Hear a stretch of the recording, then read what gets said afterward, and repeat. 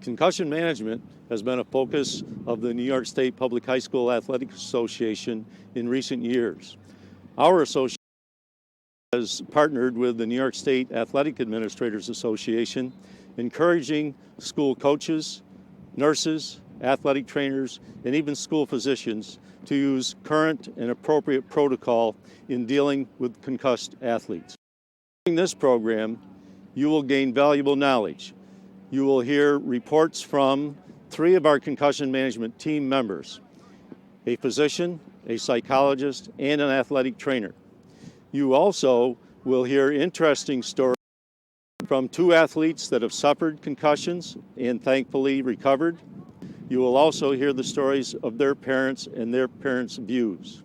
We wish to credit Impact, a program out of the University of Pittsburgh that has shared valuable knowledge with us and tremendous research. Also, New York State Senator Kemp Hannon, who has provided legislative grants which have allowed us to finance these programs.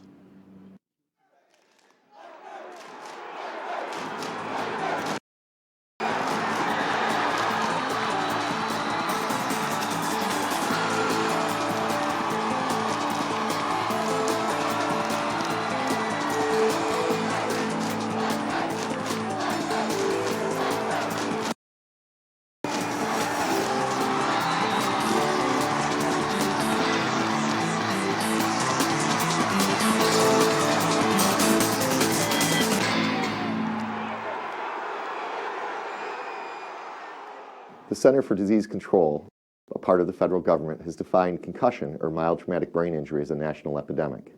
There are over 1.5 million head injuries every year in the United States. More than 3/4 of these are what we call concussion, or mild traumatic brain injury. 300,000 of these are sports, and high school athletes are one of the largest groups of people who suffer concussions. A concussion is a mild disruption in brain function that happens very briefly and very quickly. You return back to normal, but clearly, at least as far as your ability to be awake and attend to things, but you may be confused, have headaches, or other problems. The brain has suffered a blow. It may not be a direct blow to the head. It may just be a sudden deceleration and you're knocked down. But now the brain has been injured. It's an injury we can't see. Those of us who've been around for a while remember to think that you had to lose consciousness to have a concussion. You don't have to be knocked out to have a concussion. In fact, probably 3/4 of people that suffer concussions never lose consciousness. Not so long ago, we talked about different grades of concussion. Grade 1 athletes were actually allowed to return to play, often on the same day.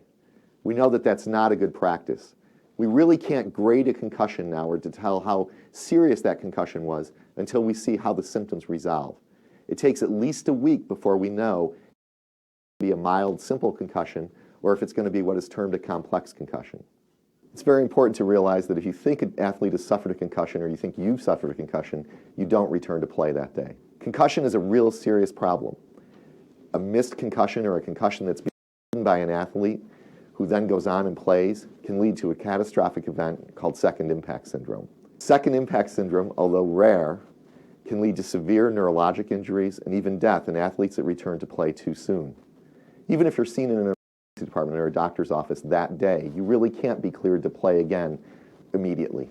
We need to know how your symptoms are going to evolve over time. Are you going to be better the next day? Many people are actually worse. Over time, as your symptoms heal, you can return to play. However, in the meantime, there are things you can do. We know that rest helps people improve and get better from concussion more quickly than people that remain active. Problems with headaches, problems with concentration, with dizziness, with feeling in a fog, all of those things, your concussion has not healed yet. It's better to miss one game or 1 week than a whole season or even a whole career. The New York State Public High School Athletic Association is interested in the safe play of their athletes. This is one effort on their part to make sure that athletes who may have suffered a head injury return safely to the sports that they love.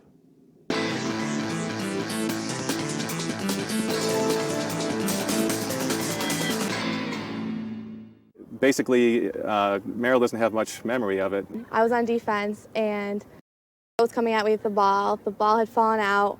I remember both of us going to chase the ball, and while I was down, a stick came and hit the side of my head. So they escorted me off the field, and I proceeded to go in the back, and I I believe the ambulance came, and then minutes later they decided they needed to have a mercy flight. In the ER, the docs were really concerned about her neck because she had neck pain, and they ordered a CT scan and x-rays on the neck. They finally just go home and gave the parents the idea that we should watch her all night, and if anything happened, get her right back. The days afterwards are a blur. I couldn't read more than a couple words without getting an excruciating headache. About 6 months after the accident, when I took my first series of a 4-hour test, I thought I was fine. I expected perfect results. So when those came back and saying that things weren't near what they should be, that was scary. My main goal was to play lacrosse again in the spring. I went to Pittsburgh to meet with this doctor. When he spoke the words that I wouldn't be able to play a contact sport again, it was really devastating. Now, after my incident, I am aware that the schools in our district now are mandating the impact test. I think these kinds of tests, clinicians can give more accurate and precise guidance, not just for return to play, but also for return to school.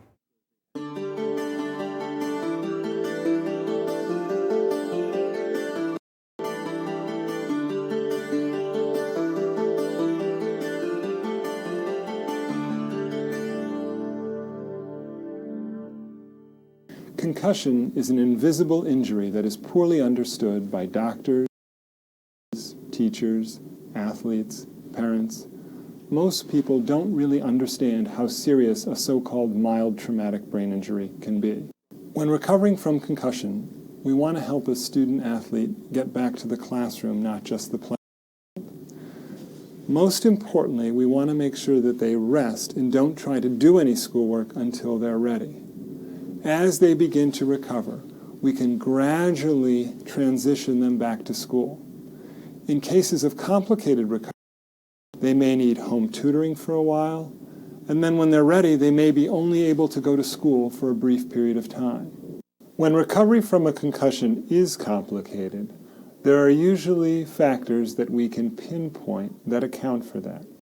For example, if the person has had a prior concussion, or perhaps more than one previous concussion, it may be that their brain is more vulnerable to another injury and to prolonged recovery after injury.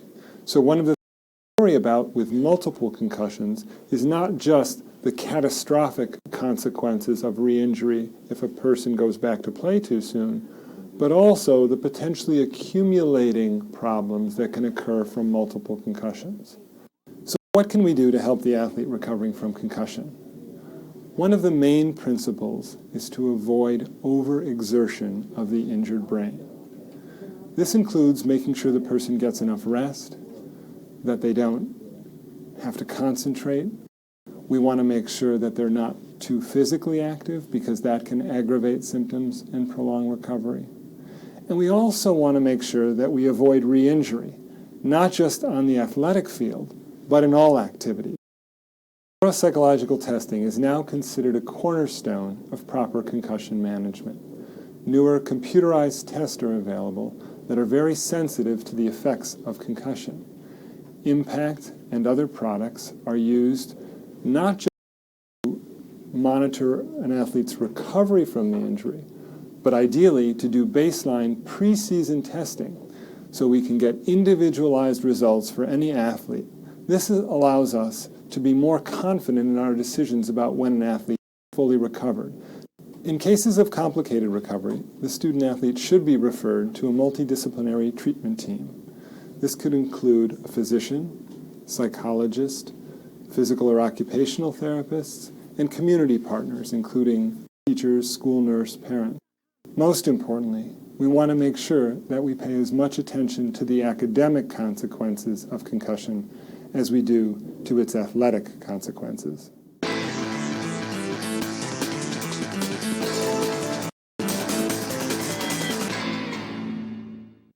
About a year and a half ago, Greg was injured in a high school hockey game, and I received a phone call pretty late at night that he had suffered a concussion. Fortunately, his brain was not bleeding, and it was a matter of a simple concussion.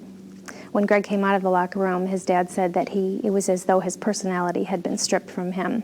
He was definitely compromised in the memory department, and it took several weeks. It was a solid 5 weeks before we felt like his personality was back, and we knew that the danger of him going back and playing hockey before his brain had completely healed was very dangerous. It's very difficult for other people to understand because there's no bandage, there's no cast, and people can't see the injury.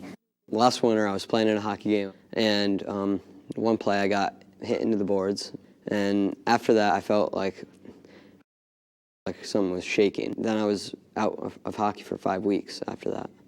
When I went back to school, I felt like really very foggy. I couldn't focus on anything.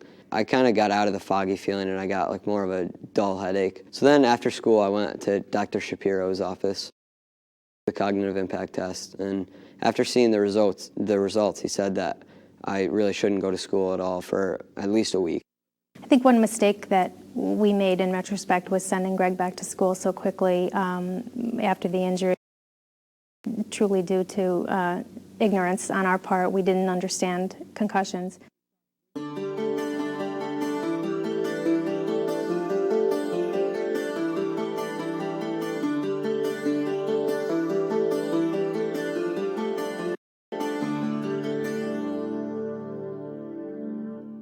The initial evaluation of a head injury is crucial to the proper management of concussion. During the initial evaluation on the sidelines, the athletic trainer should be looking for signs and symptoms such as headache, vomiting, problems with coordination, and testing of cognitive functions such as memory. Should the student athlete present with loss of consciousness, seizure, vomiting, unusual behavior, or a deterioration in condition, EMS should be contacted immediately. The cornerstone for proper concussion management is rest until the student athlete is asymptomatic. The average healing time is 7 to 10 days. Once the student athlete has been asymptomatic for 7 consecutive days and has been released by the physician to return to play, the 6-step progression may be initiated. This time period must be at least 24 hours.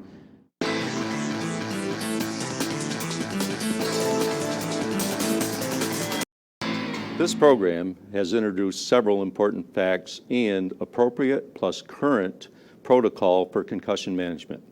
We encourage each of our schools to develop a concussion management team. This team may be composed of the school's nurse, physician, psychologist, and certified athletic trainer. They will help identify the concussed athletes, observe their care, and develop a plan for return to school and play. Minimizing risk for athletes and maintaining healthy participants is a priority of the New York State Public High School Athletic Association.